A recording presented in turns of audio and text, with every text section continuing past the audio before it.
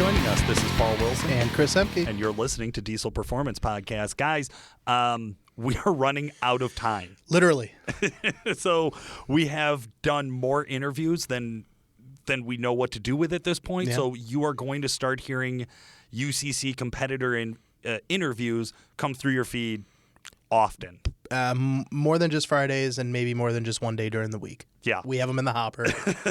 We've been working our butts off, Paul. So, well, I'm excited, man. Everybody Yeah. had that year off. Everybody's pumped. Yep. So many competitors. So many are new excited competitors. to talk. So many Yes. new competitors. Yes. It's definitely a different pool, different talent pool, I guess you could say this year. That's right. There's a lot of new energy, old energy. That old energy from some of the interviews have, those older competitors have a new energy and a new fire under their belts. It's just really cool to see. It sucks that, a year off had taken place, but it's definitely put a different perspective in some of these competitors', outlooks. Absolutely. And I think a great example of that is going to be who we're talking to today. Yeah. Guys, we got him. You saw his truck start on fire. You saw him show up the next day to the sled pull in 2019. We're talking to Tony Burkhard. Let's get it over to Tony right away.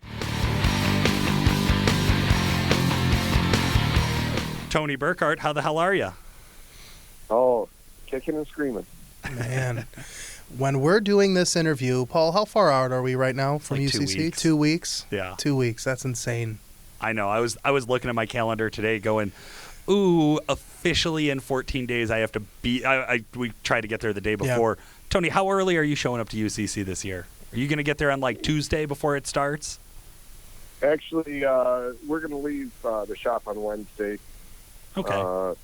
That's a big move for us because I'm always last minute on showing up, right? And I'm going to be a day ahead of time. We did the same thing when we were at Rudy's. Just actually showed up a day ahead of time and spent some time at Fire Punk helping them make sure that they got that 6-cylinder thing running. The 6-cylinder thing, I like it. You mean tractor motors? Awesome. Yeah, the tractor motor, the cute tractor motor. I mean that's a. And most Duramax guys, they make a comment like that, and it's like, man, you're throwing shots, but you kind of have some things to back up, especially after a successful, outing at Rudy's, which we'll get into a little bit. Yeah. But for some of our newer, fresher listeners that don't know who Tony Burkhard is or don't know who DHD is, let's kind of get into it. Why are you competing at UCC this year? And then walk us through a little bit of the build. So, now you've made me question myself and why am I competing at UCC? That was a question I just never ever thought about. No one ever brought up, and now I'm kind of worried. The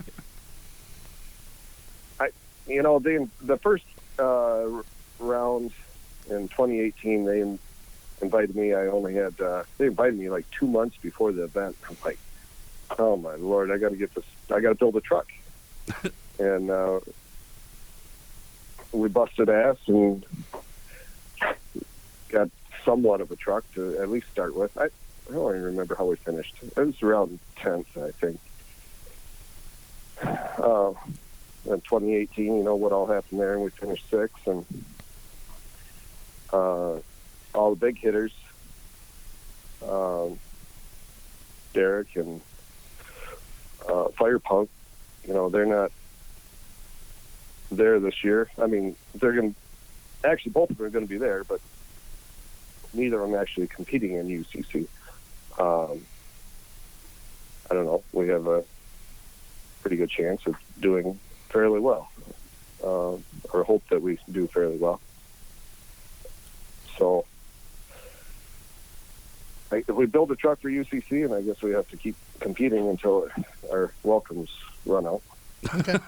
So for some of our newer listeners, what's unique about you and the truck? What's the truck and the setup? What do we got going on? The truck is just an old, I guess it originally was LBZ, regular cab long box, and it's just a little more than stock.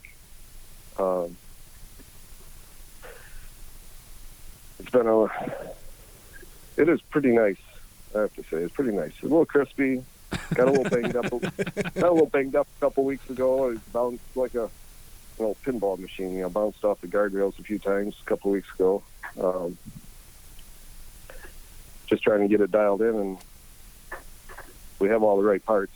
So, Tony, I think one of the things that was unique about 2018 with you coming in is in 2018, I think you were one of maybe 3 people who had real experience sled pulling. Obviously, owner and founder over there at Dirty Hooker Diesel, you guys have a lot of experience in that Midwest, especially Michigan sled pull scene. And you've been all across the country dragging sleds. Yeah, that's something I've always done and always liked to do. And I mean, that's a major part of our website, and parts and things like that are specialized sled pulling parts that no one else is making. So we try to make everything very durable and easy to install. Now, see, sled pulling is one of those sports that I've always made fun of Chris about. Right. Oh, big whoop! You're going to go 30 miles an hour and almost definitely break something. That's always been my joke about it. But it's a lot of fun, and to hear competitors. Traditionally at UCC, we interview the guys before and after, and Chris, what do you think? 90% of them are like, "Oh, I've been drag racing forever. I've gone 140 miles an hour. I've run 5.5 seconds in an eighth." And then they're like, sled pulling was the most fun I've ever had in a truck. Yeah, I think a lot of times, not just at this event, just in general, sled pulling is always looked down on, right? Like, oh, it's just not a big deal. It's not this, it's not that. Then they hook up to the sled. They go down the track for the first time, and it's exhilarating, man. It's a different feel altogether. But, Tony, you've been on the flip side of that. Oh, you meaning that the acceleration in drag racing, because I was always a sled puller. Sure. Well, yeah. I mean, if I remember rightly, wasn't 2018? I thought I remember talking to you after UCC in 2018, and you were like, "Oh, this is the first of the handful of times I've ever drag raced." Yeah, I've screwed around a little bit with 12 seconds, 13 seconds, and I think the fastest I ever really went was 11. It might have been 11:88 with a snowmobile on the drag strip. Okay. That's probably about the fastest on the drag strip. I mean, I go to the drag strip and make 3 passes every 4 or 5 years. I mean, that's about just nothing crazy. So and it's a local drag strip. So what was the thought process for you this year, 2021, right? Month before UCC or 3 weeks before UCC, you make a trek down to North Carolina and go to the Rudy's event. So what was the thought process? What were you thinking as far as doing that? What was that move for? Well, we really wanted to get some time on the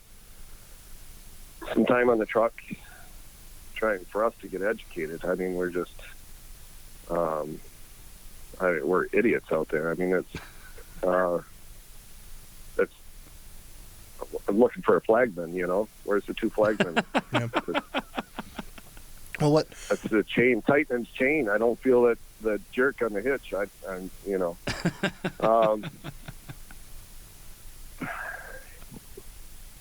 So it's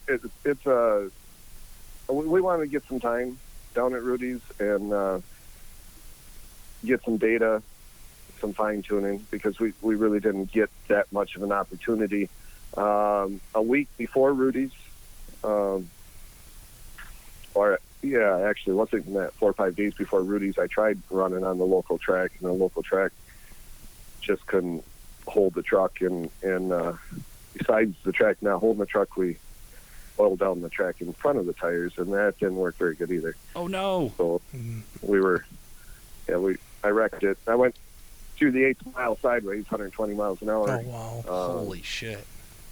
Off of both guardrails. So we had 2 days to get it fixed up to actually head down to Rudy's. Wow. And then... So we wanted those 2 days for getting ready, not for doing repairs, right? But that's true Dirty Hooker Diesel fashion right there. I mean, it was 2019.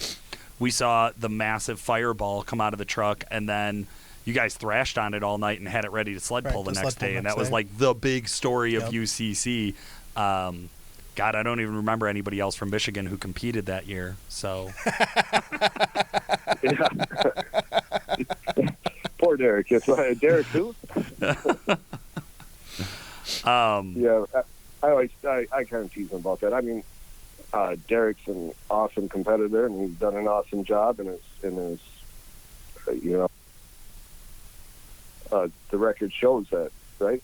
So, well, it does, and Derek also, we had Derek on the show earlier, so fans, if you haven't heard that, go back and listen to Derek Rose talking about not going to UCC this year. And he straight up told me, he's like, Tony Burkhard will never beat my power numbers on the dyno. He'll never hit that combined to win it.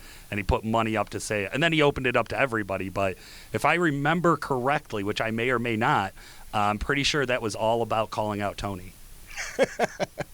Well, and you know what? I'm not even going to try to beat his numbers. I'm not.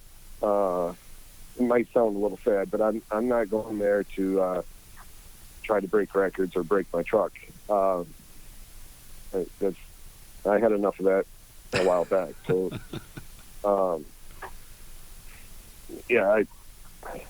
those 6-cylinders are pretty tough to beat in a dyno event, but. What is your strategy for the dyno then? What's a good goal for you to go in? What would you be happy with at the dyno? And we're going to pull off the easy option here of just nothing breaking or starting on fire. Right. Well, that was going to be my first thing, right? Ideally is keeping the thing together. We're going to go still just with a single charger, and we really don't plan on doing a whole lot more than what we're doing for power-wise on the drag strip. So, what kind of power is that? We're pretty light on power yet on the drag strip, and so it's I don't know positively of what the power numbers are, other than one of my good friends, which has been a gas engine builder for past 50, 60 years or whatever. He really never had much interest in the diesels, but he helps us with some motor builds. And he called, and he apparently saw the video of the truck run. Well, actually seeing numbers and videos of the truck running, now he has interest in diesels, and so he wanted to know weight and everything else, and he don't talk much, and he was, all right, talk to you later, hung up, called back a few minutes later. That pass was 2,069 horsepower according to the calculator. And we're like, yeah, we're not into it. We're not into it all that we can yet either. I mean, we have enough. We have a truck. We have the power. We have ways to go yet on power, quite a long ways to go yet on power, but you got to keep the thing stuck to the track. So. Well, there's more than just, a truck going to UCC and making a power number. We've talked about this with a lot of the competitors. We've talked about this in some of the other diesel competitions, where there's multiple different events. You got to know how to drive the damn thing, right? You got to keep it together, right? You got to keep the vehicle together all three events, in this case being UCC.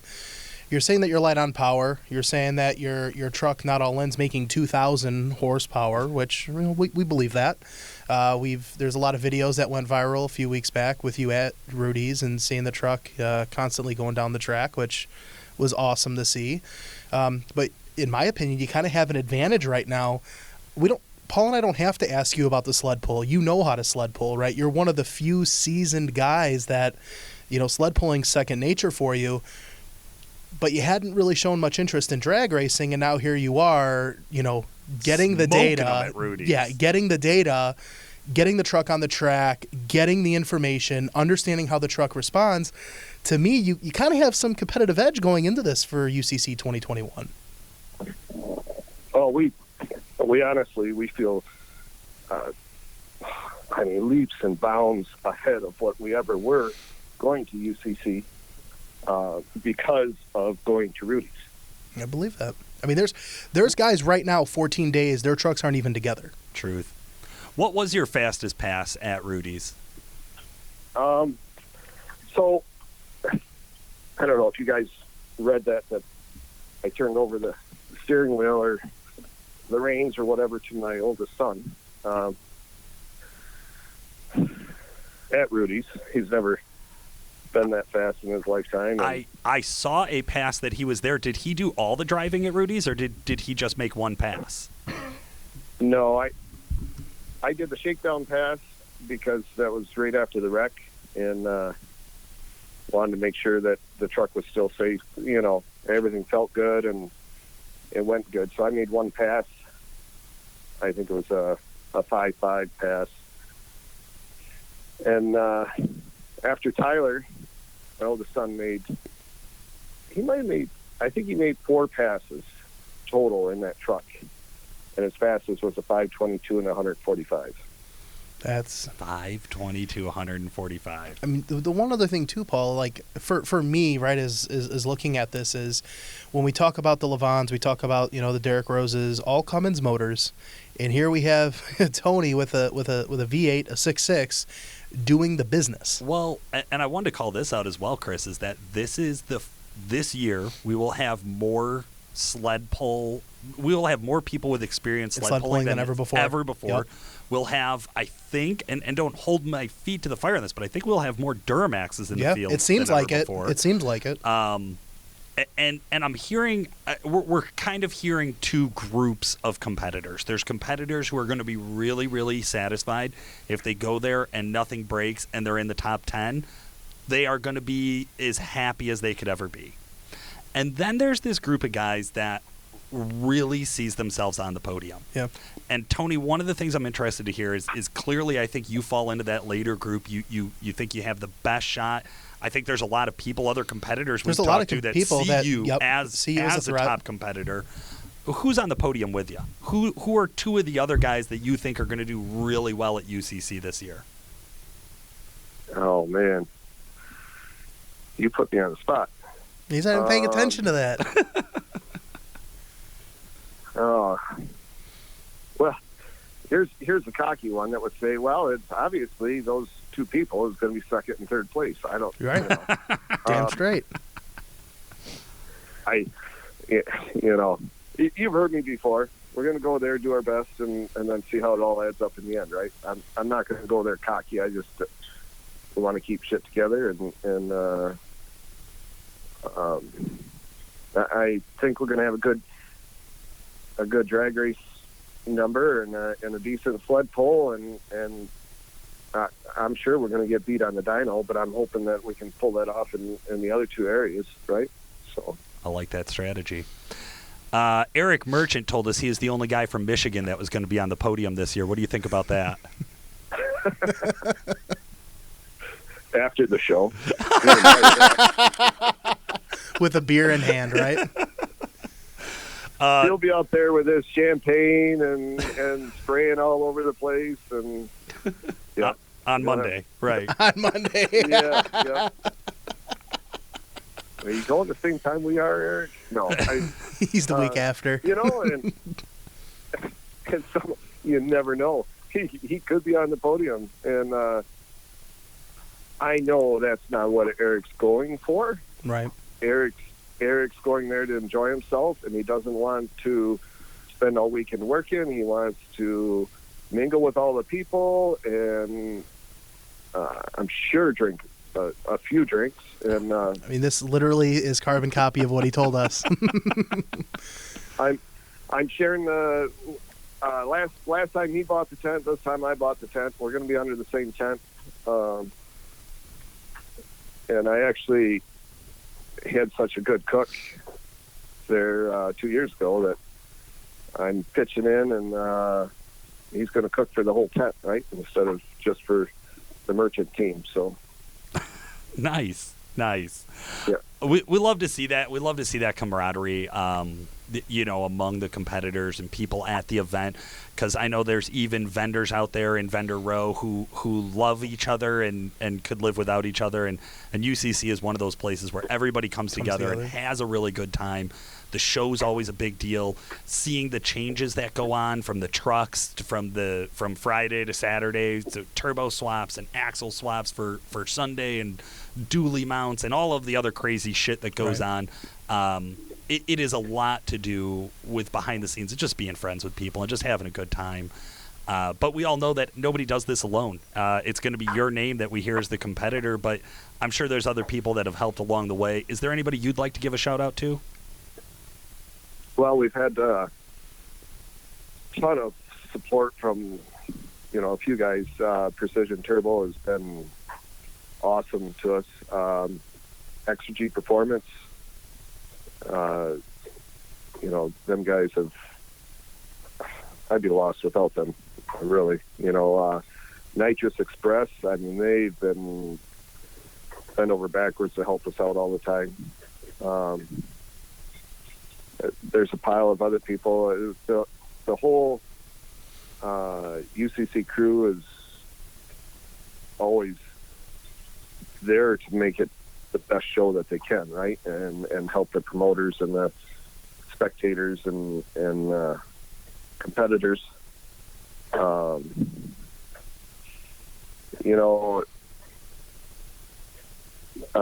boys at Fire Punk have been quite an inspiration and a really big help on a little bit of suspension setup. I mean, just make sure the Dodge boys don't hear that. But no, we parked next to them guys at Rudy's, and oh man, I picked the right people to park next to because they just feed us. The food was awesome, and of course, everyone's over to my trailer getting a welder and grinder and bikes and tools.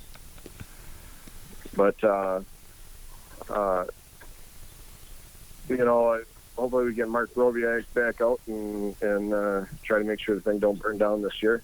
I have a lot of friends. I can't even list all the people that want to help this year and that are going to be helping. And I don't know. Have you seen those freaks over there at that Duramax tuner place there? They always seem to be quite the entertainment at these events too. Once in a while, right? Once in a while. Yeah, and then the announcers make it all, right? Charles does an awesome job at keeping everyone entertained and with his knowledge and expertise. So, absolutely, I like hearing people talk. Yeah. Tony, we're excited to see you out there. I know you got a lot of fans going to UCC. If somebody is a fan and they want to show their support, how can they find you on social media? Well, we are on Facebook, TikTok, and Instagram, and it's all Dirty Hooker Diesel. Of course, they can go to our website, which is obviously dirtyhookerdiesel.com. Yeah. Or look for the crispy critter. We're, like I said, man, we're really excited. We're going to see you out there, and I'm sure we'll stop by and bother you guys in the booth and steal some food. Listeners, make sure you stick around. We got more Diesel Performance podcasts coming at you right away.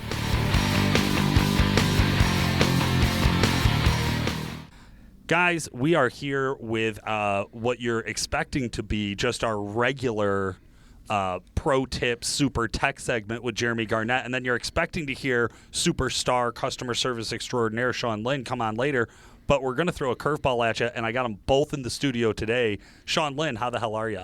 Good. How are you, Paul? I'm doing great. Thanks for asking. Jeremy Garnett? Good. How are you, man? I'm doing good. Guys, we've never tried to bring you both in and kind of smash your two segments together because in the past we've always had just very different content to cover. But I want to set this one up a little bit. So today we're going to be talking about what truck, Jeremy? 12 LML. a 2012 LML. Now, we have discussed this truck before on the show. Yes, probably a couple months ago, we did a fuel system on it. That's right. Yeah. Okay. So truck came in, and if my spotty memory is correct here, it came in not running. Yeah, it came in not running. We diagnosed a CP4 failure in this truck, and want to reference back to that podcast. It was the one where we found the broken gear on the CP4. That's right. This is that truck. Yes. So, okay. Massive failure in the fuel system. Fixed all the truck, got it running. Now, I know from like my real world job where like we went down and took pictures of the EGR and the intake runners and everything we could to show like, wow, this is actually really clean emissions equipment on this high mileage, towing all the time LML. Yeah. But the truck did not end with a happy story there as we thought it did. No, not at all. I mean, taking the truck apart, like doing the fuel system, I took the EGR off, I took the EGR actuator. I mean, I was right down to almost down to the heads. Yeah. Everything just looked beautiful. Ninth injector was still intact. I mean, everything's plugged in. I mean, okay, cool. This thing's emissions equipped. I mean, and everything's in great shape. Yeah. So absolutely had us all on board with that. Now, the reason we have Sean Lynn pulled in is because this truck also created a whole bunch of headaches that nobody in the company expected, and everybody weighed in on. So, Sean Lynn, you even got involved on this truck at some point, and we're kind of taking a look at what are some of the problems. Now, I want to set that problem up first. So what happened is we drove the truck down the road, and then 500 miles or so, we noticed like, hey, we got an edge monitor on here, and we've been towing with it. We've been driving multiple states with it. We've been driving it unloaded, and we never saw the soot grams come off of 25 grams. If I were to call you, Sean, and just say, hey, I got a 2012 truck with, I don't know, 100 or 200,000 miles on it, 300,000 miles on it. It had a fuel system failure when I bought it, so it wasn't running when I bought it. But I bought it, and I paid a very reputable mechanic to fix it. He got it driving. I'm running down the road. I got 500 miles on it now, and I've never seen it come off of 25 soot grams. What do you think your first question to me would be? In a scenario like that, if it doesn't move off of it, there's either a problem with the sensor itself, or I'd have to ask the question, have you ever seen the truck try to go into regen? Is it using diesel exhaust fluid at all? I love that. Have you ever seen it come off of 25 soot grams? Jeremy, you deal with a lot of these trucks and troubleshooting and having to repair emissions equipment and things like that. Over 500 miles, what sort of variations should someone see on a good working emissions equipment? How much variation should they see? Does it go up to 100 soot grams and then down to 0? Well, on an LML, it actually starts regen at 42. So 42 soot grams will actually start to regen. Because that's the percentage that is set in the computer. Right. Now, our thing was we didn't see it move, and then we weren't getting a code for extensive regen times either. That's right, yeah, because if you go too long between regens, you should also trigger a code. Right. So you're never seeing the soot grams move. It's locked on 25. Now, what's funny to me is when I've looked at deleted trucks before and failed trucks, they usually go to like an unreadable number right after 55 grams of soot in the DPF. They're done. If you see 55, the next thing you're going to see is like line. Yeah, you're going to see line because it's basically almost clogged at that point. Done. It is over. But Sean, you would ask me about the emissions. Have I ever seen it go into regen? With a CTS monitor, I can actually see the R light up when it goes into regen. So I should have noticed that, even if I didn't notice anything else. I've never seen it go into regen. I don't know what to do. It has emissions equipment on it. I can see it's all there, and the mechanics verified it's all plugged in. What should I do? The only thing I could ask you at that point is, are you experiencing any smoke coming from the tailpipe, any different smells? Because with the emission system working properly, you really shouldn't smell much coming from the tailpipe. So I shouldn't smell much, and I shouldn't see any smoke, right? And I've seen failed DPFs give white smoke before. Yep, failed DPFs give white smoke. But a good working DPF should have no smoke, nothing that you could see coming out of the tailpipe. Yeah, 0. And in this case, after getting into it a little bit more, we did realize there was a little bit of smoke.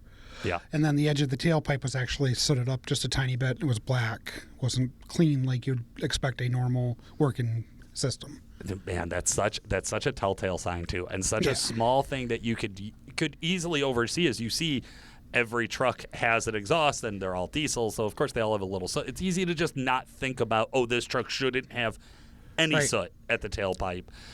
Once you spotted that soot, what's the next thing you guys did? The next thing we did is we actually started tearing into it a little bit, and Nick and I were actually talking about it, and we're like, hey, you know what? We have a DPF here, so why don't we just go ahead and let's put it on and see what the difference is. Take it off.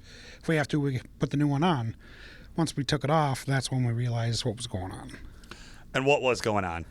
Someone had did a professional delete, as in they did a really professional job cutting it DPF open and removing the internals. It is the cleanest secret delete I have ever seen. Yeah, and it honestly, I'm still looking at it, and like they re-welded it back on the original factory welds. Yeah. So it was like you look at it and you don't see it. No, and it's so slick, and it's in a spot. The DPF is already in a spot that like most guys wouldn't get underneath and really inspect. And then even a mechanic getting down there, what we've seen in the past is guys will drop them down and drill a hole all the way through. Yeah. It's not a great idea, please. But I get it. I get why somebody would do that as a delete option, especially if they were going to just dump the truck right after this, right? Like Right. I understand why you did it. It's not a great idea, but I get it. Yeah, if you need to get home or something, but Yeah. that's about it. Yeah, exactly, right? And then the straight pipe, it's like that's an easy one to spot, right, Sean? Like I'm sure you've asked people before, like, I don't know if my truck is deleted. Have you crawled under the truck and looked? Right. Yeah, do you hear like a turbo whistle? Do you see any black smoke at all? Like, easy things that you're like immediately you're like, oh no, if you can hear the turbo really loud or if you can see any smoke out of the mirror, your shit's deleted. We don't need to talk about yeah. it. We know it. Why are you calling me? But in this case, it looks factory. It looks totally stock until you really start to get in there and pay attention, which I think you would have to super know what you're looking for to know that these are not the factory welds. So yeah, exactly. And then, well, we were looking at it and we were all in awe, like, holy shit. And we were like, oh, let's look in the DOC as well.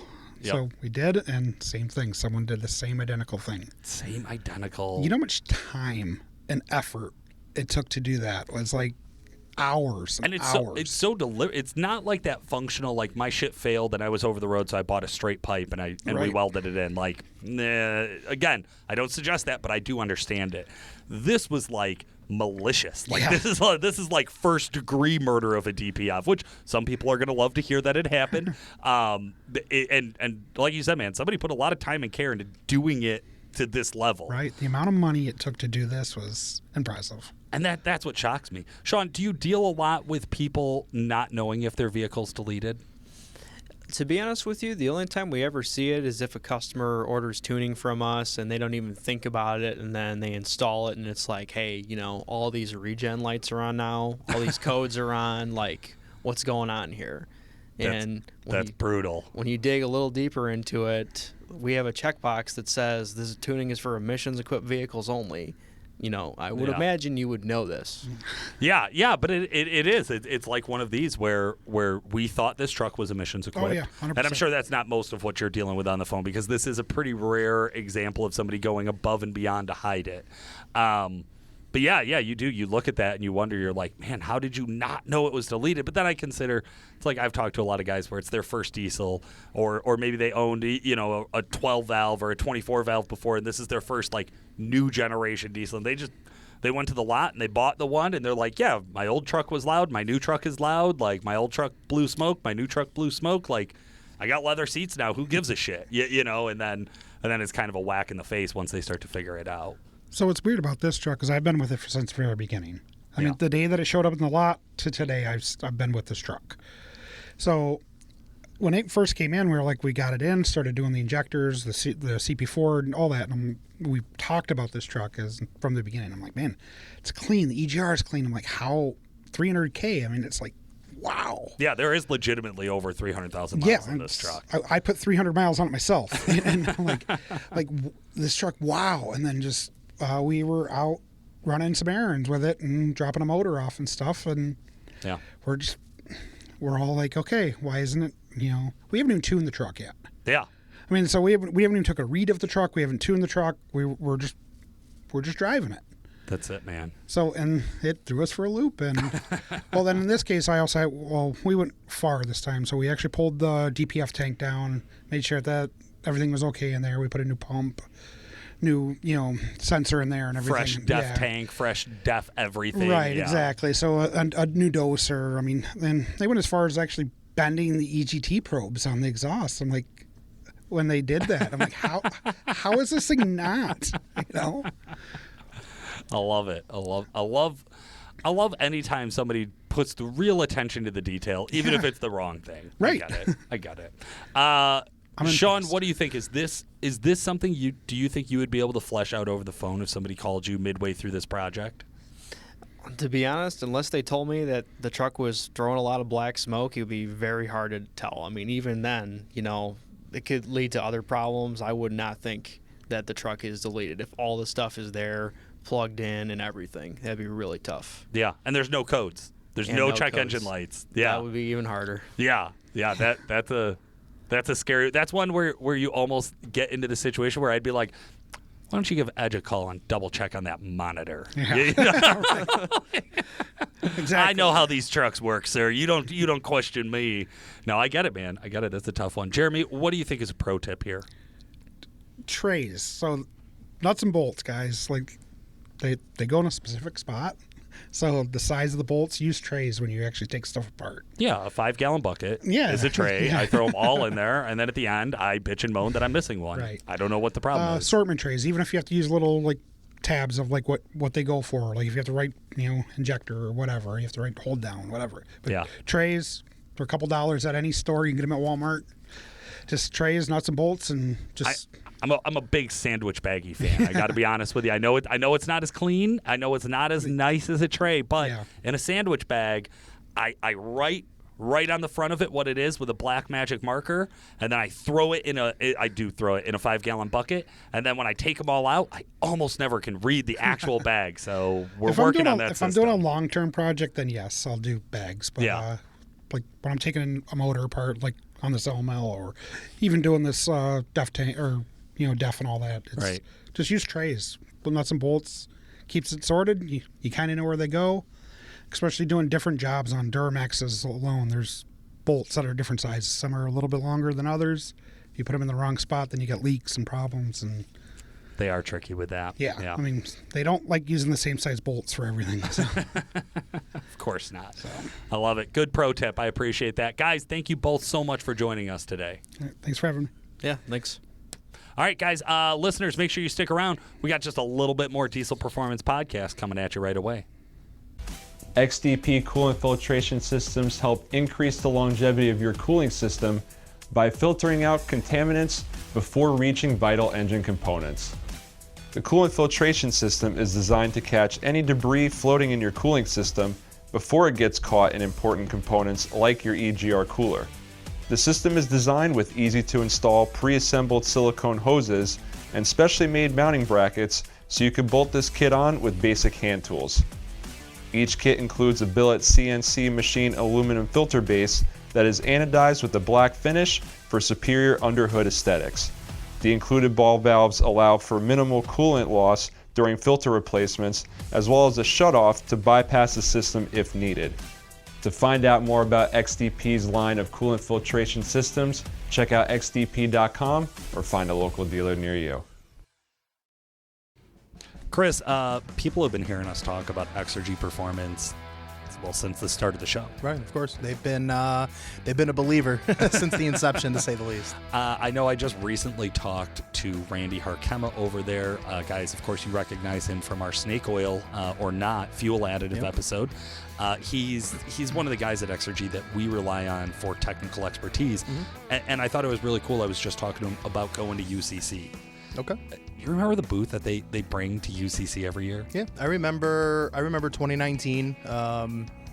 They do this really cool engine stand with a Cummins with their standalone with a throttle, a hand throttle, and you can be part of the engine operating. They start it, you can rev it and all that cool stuff. And I think it's really cool because it gives you that hands-on experience to say, hey, here's Exergy's fuel system, here's Exergy standalone, Bosch standalone, here's everything working. Yeah. But yeah, no, you can't forget it once you've seen it. I didn't push too hard to ask all the details because I like to walk around UCC and kind of be surprised by what I'm going to see. But I will just say that if you're going to UCC this year, make sure you go swing by the Exergy Performance booth. You're definitely going to want to check out what they have. Oh, man, that's exciting. Chris, you know WC Fab and WC Fab powder coating. It's going to be one of those places that if you've never heard of them and you go check out their booth at UCC, or if you go to their shop and kind of hang out and see even just the foyer, like what the the waiting room, you're going to be wildly impressed. It's tough because you don't know if someone were to tell me, hey, they do all these crazy powder coat colors, they do compound turbo kits, triple turbo kits, intercooler piping kits, whatever. I am a very simplistic individual, so I have a basic thought process or picturing in my head of what's going on. And if you see their work in person, they're very meticulous with their fabrication. The welding is superb. But their coloring options that they have from their in-house powder coating service is second to none. There's like 400 colors that they keep in stock. Yeah. All of their signature colors are, they're the most popular for a reason. They stick out the most. And I mean, Paul, man, over the years being at Calibrated Power, we have seen so many WC Fab trucks come and go, being on the dyno, things like that. And, I remember when I first started, it was exciting to see a 700, 800, or 1,000 wheel horse truck. And you just know if a truck's coming from WC Fab here, it's going to make big power. I normally just get excited for what kind of color schemes under the hood of the truck. But you're going to get what you pay for. They offer a really good quality product and they have a really good support staff. They're going to stand behind what they do. And I think that goes a long way, especially this day and age in this industry. Absolutely. Chris, I always love talking to Tony Burkhard. So, one of the things that we've had Tony on the air, and you get him hyped up, and he starts talking, the one interview we did a few years ago talking about all of his hookers, right? The sled pull trucks. But then you get him today, and he's just very chill, very just down to earth, very low key, he's not letting nerves get to him. In my opinion, he has a really good chance at this. He's probably one of the only guys that we have interviewed this whole time where they're not only is their truck together, but it's already been proven on the track. Yeah, and I think the other thing that's really fun is like, man, guys, you just heard it. I really tried baiting Tony into some good clean fights. You're good for shit talking, and Tony was not biting. Not taking it all, man. And I think that's because, like you're saying here, is he's focused on winning. Yep. And that's something that I'm really excited to see. I think that's what UCC is all about. And I think he's the type of competitor who could put this together. And only time will tell, man. Another thing I want to point out here is in past years doing these interviews, it was always the hunt for 2,500 horsepower, the hunt for 3,000 horsepower. That has not been the topic of discussion for UCC 2021, and everyone's going into it with, again, a similar strategy of, I need to keep it together, and I need to be consistent. I think everyone's going to say that until that first guy in line hits like 2,400, and then you're just going to watch people running to the trailer to go get bigger jets. Yeah. I really feel like we hear this and then it comes down to it and one guy hits a big number and everybody's like, okay, plans out the window, everything we got. You're probably not wrong, but I think just the industry and the competition's maturing a little bit, right? Yeah. And we've seen some crazy meltdowns, fires, blow-ups. We've seen so much carnage go on at UCC. And I think with who we have in our talent pool of competitors going into 2021, there was a little different of a strategy. That's all. And I think it's going to be really interesting to see how that whole strategy unveils. I think you're 100% correct. Well, guys, thank you so much for sticking around with us. We're going to have more special episodes with UCC competitors coming at you real soon. For today, this has been Paul Wilson. And Chris Emke. Thanks for listening. Now you've made me question myself and why am I competing with UCC?